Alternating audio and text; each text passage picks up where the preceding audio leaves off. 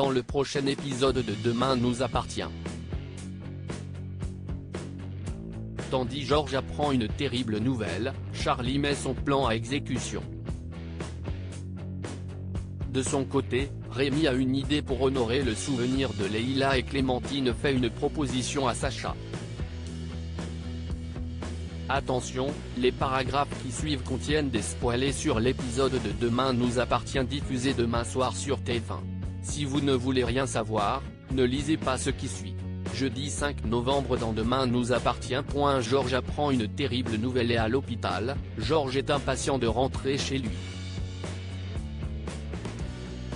Alors qu'il cherche à savoir si elle a obtenu les résultats de ses examens, Victoire prétend que ces choses-là prennent du temps puis ajoute que le docteur Dumas serait déjà venu lui en parler s'il y avait eu un problème.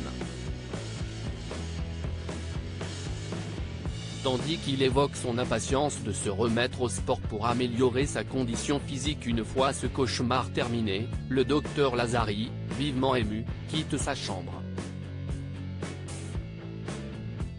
Lorsque Renaud la voit pleurer, Victoire indique qu'elle n'a pas eu la force de dire à son compagnon la vérité sur son état de santé et qu'elle culpabilise de l'avoir forcé à faire cette expédition à la grotte.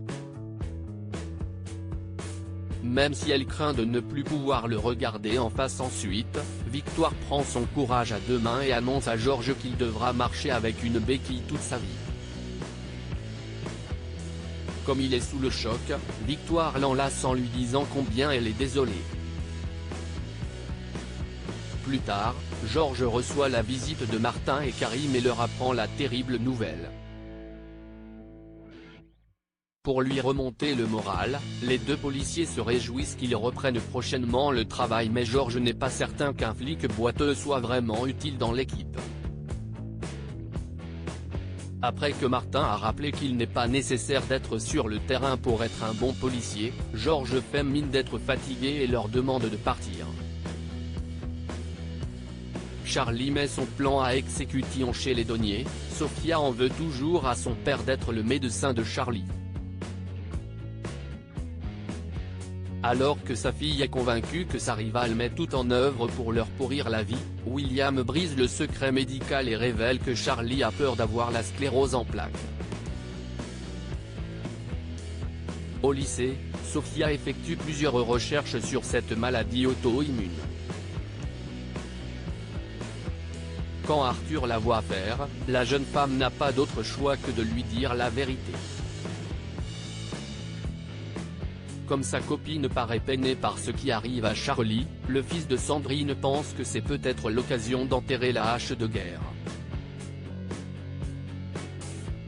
Le couple se rend au Spoon et propose à Charlie et Jules de se joindre à eux pour une partie de baby-foot. Faisant semblant de se réjouir de ce retournement de situation, Charlie accepte de passer l'après-midi avec eux.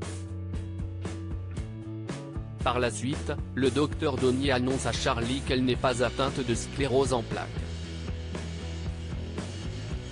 Au moment où le médecin quitte la salle de consultation pour s'occuper d'une autre patiente, l'adolescente en profite pour glisser un string en dentelle dans sa sacoche. En fin de journée, Sophia récupère un chargeur dans les affaires de son père et tombe sur le sous-vêtement. Rémi a une idée pour honorer le souvenir de Leila chez les Bédillard, Nord questionne sa sœur sur sa relation avec Thomas. Bien qu'encore amoureuse de lui, Soraya a l'air perdue et précise qu'elle a besoin de quelqu'un de présent physiquement à ses côtés. Soraya retrouve ensuite Rémi au Spoon pour déjeuner. Souhaitant rendre hommage à Leila, l'infirmier voudrait dédier une salle de soins de l'hôpital Saint-Clair à son nom. Très émue, Soraya estime que c'est une très belle idée puis quitte l'établissement précipitamment pour rejoindre Thomas au parloir. Sur place, l'assistante se confie sur la mort de sa mère mais Thomas est ailleurs et s'excuse de ne pas être disponible pour elle. Soraya, qui n'est pas non plus dans son assiette, met fin à leur rendez-vous puis retourne chez elle. Après avoir rapporté à sa sœur son entrevue désastreuse avec Thomas, Soraya comprend que ce n'est pas le genre de relation dont elle a besoin actuellement. Nour demande si elle a l'intention de se remettre avec Rémi, mais sa grande sœur répond qu'ils sont tout simplement amis avant de jurer de ne pas le faire espérer pour rien. Pendant ce temps, Rémi sollicite Renaud pour baptiser une salle de soins au nom de Leïla. Même si un procès contre l'infirmière est en cours, Doumaz promet malgré tout de soumettre sa requête au conseil d'administration. Clémentine fait une proposition à Sacha en rendant visite à Clémentine. Sacha déclare qu'elle est la première personne qui le rend heureux depuis la mort de sa femme. Refusant de passer à côté de leur histoire, il affirme désirer être avec elle puis l'embrasse tendrement. Après avoir fait l'amour, Clémentine précise qu'elle voudrait passer plus de temps avec le coach sportif puis sous-entend qu'elle apprécierait qu'ils s'installent ensemble. Mal à l'aise, Sacha l'embrasse et part en trombe pour dispenser un cours à l'un de ses clients.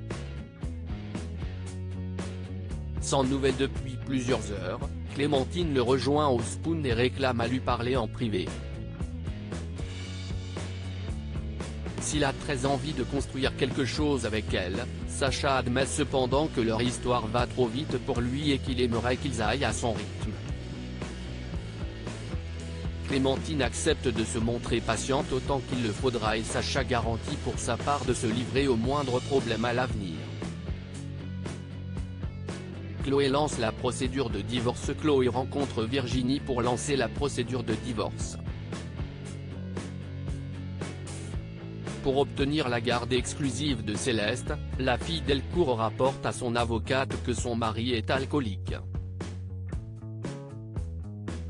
Alors que Virginie la met en garde contre le préjudice qu'une telle mention pourrait faire à Alex, Chloé réfléchit.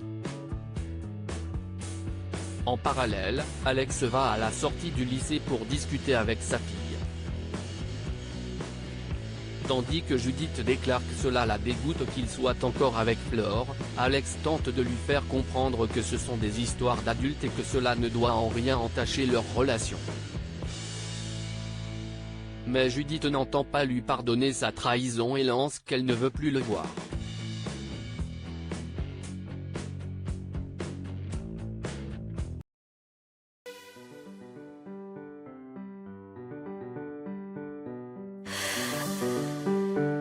나